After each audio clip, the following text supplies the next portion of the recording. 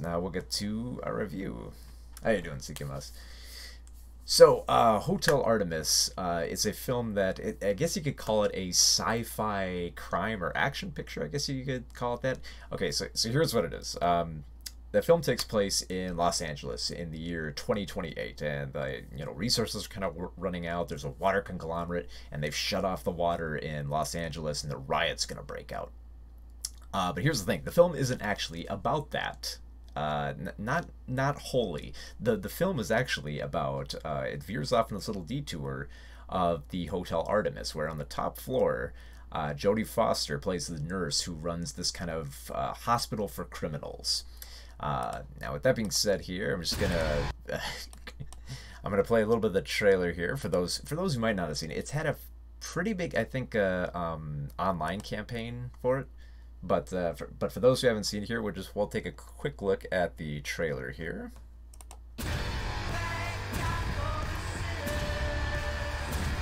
Now, immediately you'll see there's a huge ensemble cast here. 3 minutes.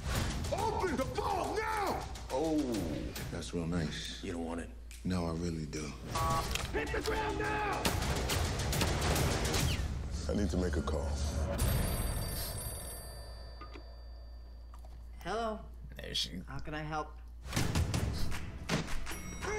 Easy, fellas. Everybody's gonna get fixed up. Now verify your memberships, and we're off to the races. I just gotta mention, but before we go any further, yeah, she does actually maintain that accent throughout the film, so it's amazing to hear that. Also, another thing worth mentioning here is the these kind of like paper masks they're wearing here. They were actually giving these out at the screening. Make them at home, kids. All right, so we can get back to the Hotel Artemis here. Easy, fellas. Everybody's gonna get fixed up. Now verify your memberships, and we're off to the races. The Artemis is a secret hospital for criminals. I thought you were done with all this. I got out, but you know how it goes. You're never out. Not up here. I thought this place was a myth. We've been here for 22 years. This hospital was built on 2 things: trust and rules. And you can kind of see, there's a whole bunch of rules. She doesn't really go through all of them. The key one you got to know, though, is, don't bring weapons, and you can't kill the other patients. But as they'll show here, rules are made to be broken, You see that badge? That means I'm a healthcare professional. Get Dave Bautista there. You're an arms dealer, right? Don't push my buttons. Don't you do that. I'm a professional, but this woman, she's a business. If you knew what she could do to you with just that cup of coffee. You're lucky this place has rules. And that just happens. Safe for us, because it is. It's a portable vault. Worth about 18 million. Wolf King's probably gonna want those back. Okay, this is a real problem. It's here. Open the gate. That's against the rules. Rules? Without the rule breakers, honey, where would you be? And of course, you got to get Jeff Goldblum there. You got like a plan. You're my brother. I love you. 3D printing complete. I got the next best thing. I got a gun. Guess my ballroom days are over, baby. Showtime.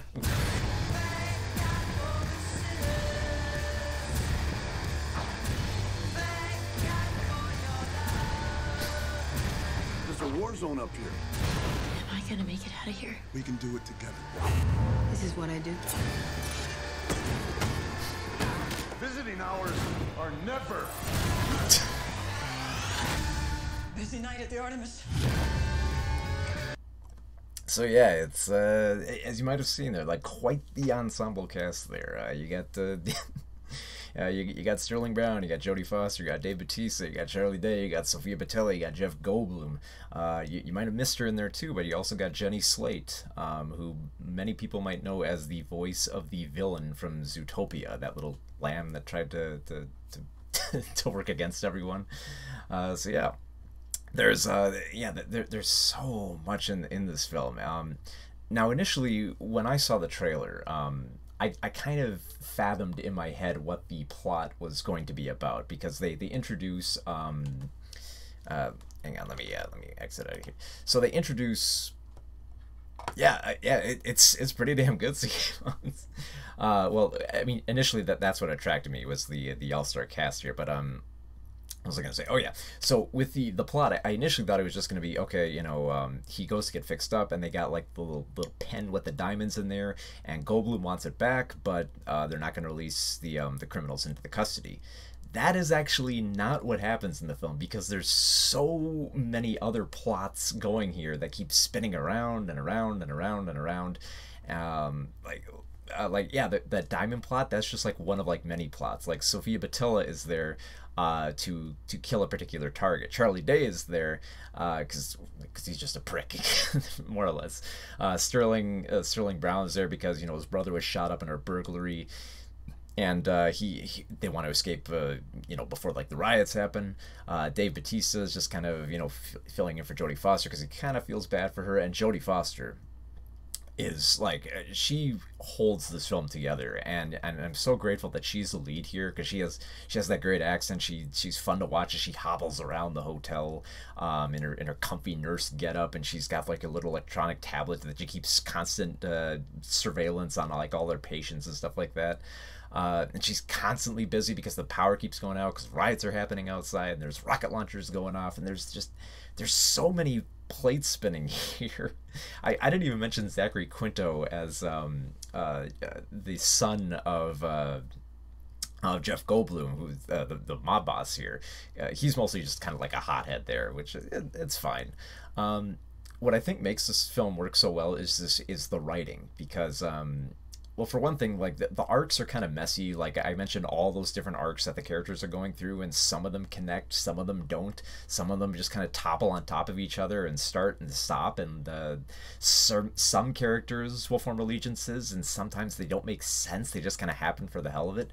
But what it keeps this film together is one, the cast. The cast is amazing here. You have an ensemble cast, and they're all in peak performance here. Like even like Jeff Goldblum, I'll just say it, he doesn't have that big a role in the film for being like a mob boss who probably would want those diamonds back.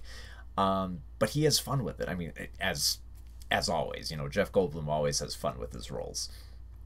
So at least everyone is fun to watch. Everyone is playing their part well. Even Jenny Slate, who can usually be like a pretty tremendous force here, she's kind of understated, but she kind of fits the role well.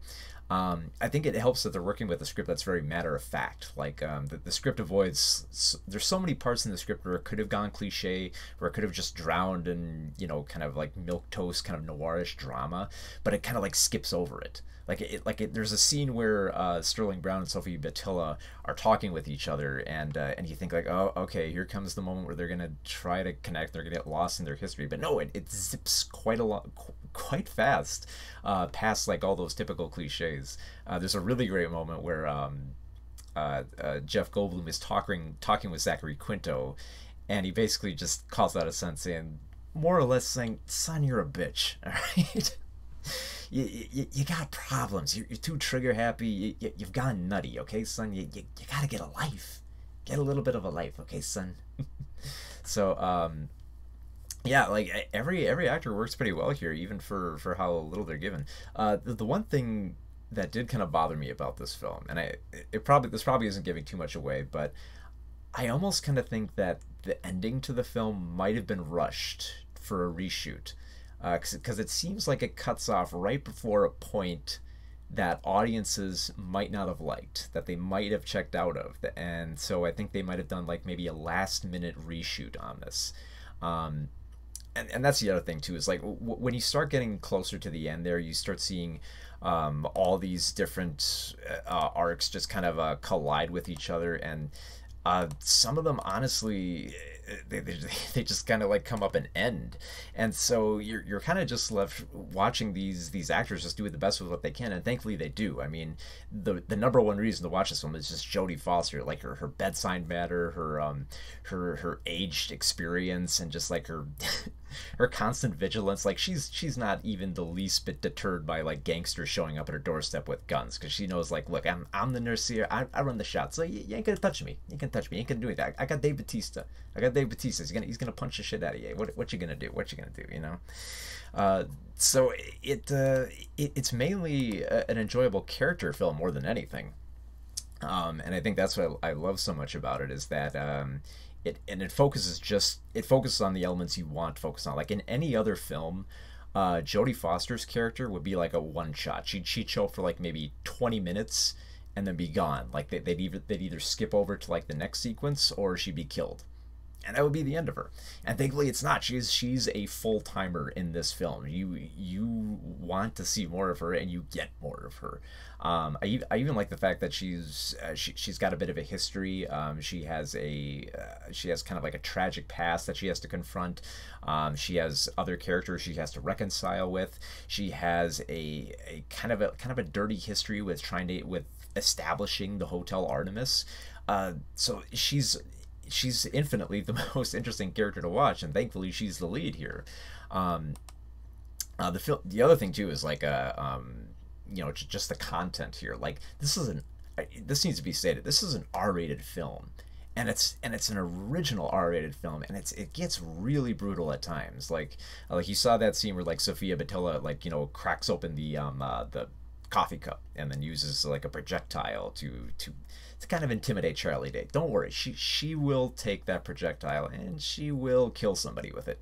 And you might have seen like in that that fight scene towards the end there, which again, that's when sort of some of the story starts to become telegraphed of like how these scenes are going to play out in certain angles. But yeah, you will see that. You will see Sterling Brown get into a fight. You will see Dave Bautista flex those muscles and kind of show off that kind of like teddy bear nature he always has.